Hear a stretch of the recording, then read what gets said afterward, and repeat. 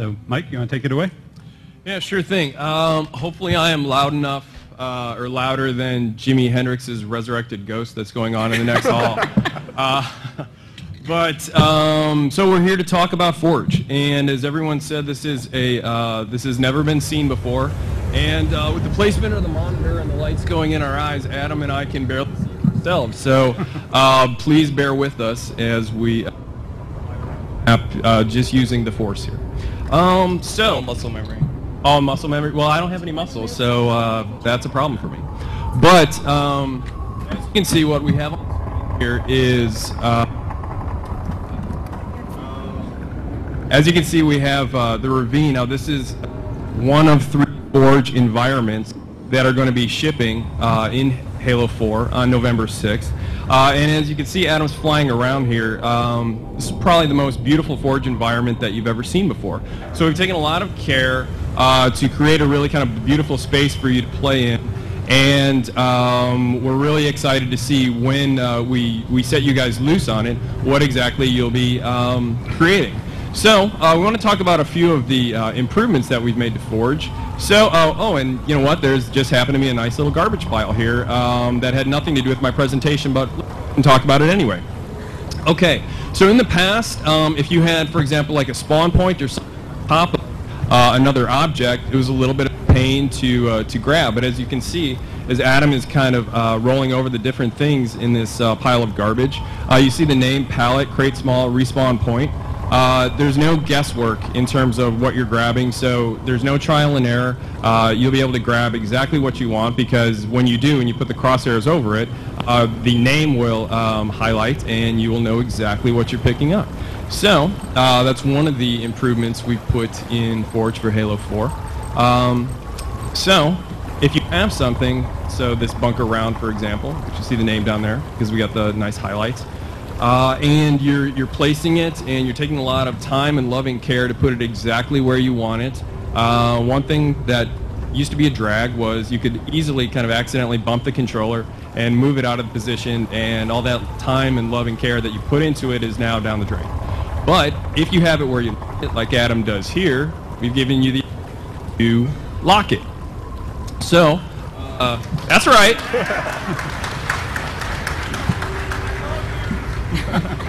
I love you more. So now we have this nice piece exactly where we want it. It's locked. It is going to stay there until the end of time, or when if Adam decides to unlock it and move it wherever he likes. So you see we have this half a bunker. I mean, who out there wants half a bunker? Hey, only that guy. You, out of here, security. Okay, no one wants half a bunker is the correct answer. So, if you have something that repeats, so like a road or racetrack, we've seen a lot of cool racetracks and stuff like that in different course maps. If you have something that you want to repeat, now we've given you the ability to dupe it. So, Adam has, yeah, this guy loves duping. Okay, so Adam has duped the base, and he's getting it lined up, and you know, sometimes it used to be a little bit of a pain to get things exactly lined up. If you bump the controller and then the axes were kind of screwed up. So you've spoken, we've listened, and we've created a magnet system. How do magnets work?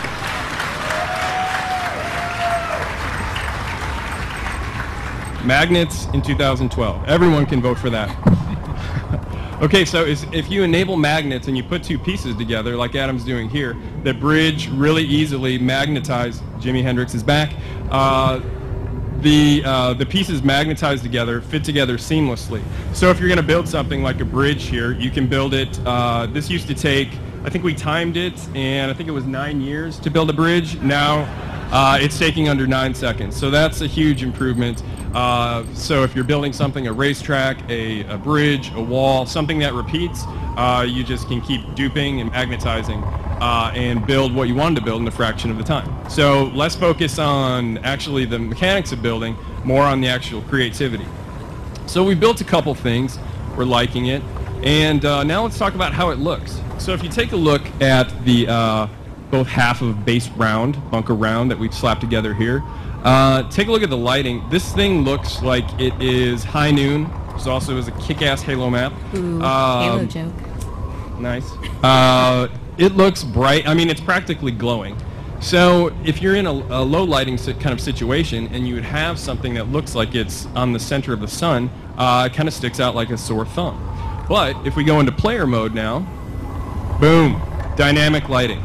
Okay, so yeah, give it up for dynamic lighting.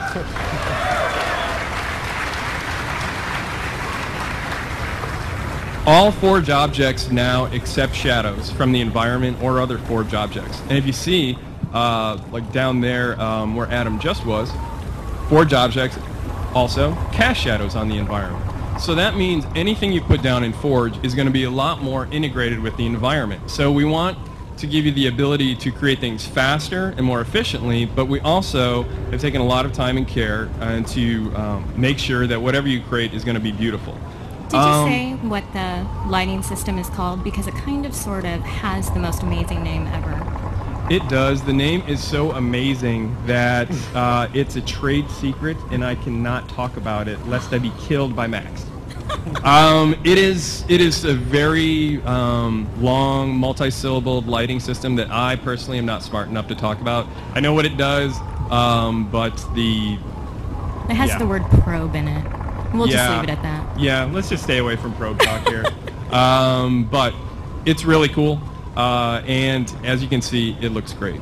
The one other thing I wanted to talk about before we move off of the beauty of Forge is take a look at this object here. So a lot of very talented artists have spent an awful lot of time to overhaul all the Forge objects. So you, the fan out there, are spending tons of time and effort into making these things with a lot of time and care, and we wanted to make sure that all the Forge objects look just as good or comparable with what are in MP and single player maps. So everything is going to be a lot more beautiful, easy, and efficient to make. So now, let's see, we've got a little bridge going over the ravine. I've got money on saying Adam cannot make the jump, so let's see. You can do it. You can do it. So close. Oh my God. Not even close, as you can see. Okay, so in the past, if we wanted to make a jump like that, we would have to alter gravity, and that would apply to the entire map. So if you wanted to create low gravity, you'd have basically a low gravity map. That's right. Yeah! Yeah! I mean, you guys are so smart, I don't even need to tell you what's going on here. But for that one guy out there, yes, I'm talking about you, sir, who looks confused, let me just describe it. What Adam has done is laid down what's known as a player trait zone. What is a player trait zone? It's a player trait zone. Come on. The name describes it.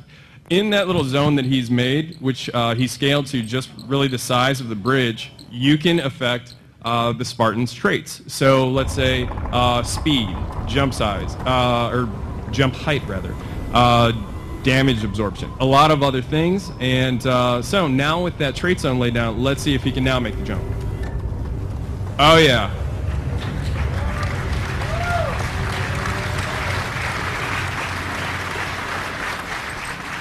Max, you were supposed to tell me that I should have bet on that jump. Well, you were betting against me. Oh, that's right, that's right. Well, you pay me, so anyway, it all comes from him. Anyway, so we easily made that jump with the player trait zones, and we're really fired up because we think, in addition to a lot of the other improvements, we're really fired up to see what you, the fans, are going to create with these new player trait zones. Okay, so we're going across the other side now, and oh, okay. We made it easily, but unfortunately we did not stick the landing in Mary Lou Retton or Carrie Struggs fashion, depending on how old you are. Me, I'm old school, so he didn't pull a Mary Lou Retton, and we got to do something to change that. Okay, so we can easily lay down another player trait zone, and in that zone we can do something like either overshield when he gets in there, or damage resistance, and alter how much damage he can take. Invulnerable. I have a feeling that he is going to make the jump now. I know, it's like ESP. So, let's see. Max, double my salary if he makes it. Okay, good, done. Nice, okay. See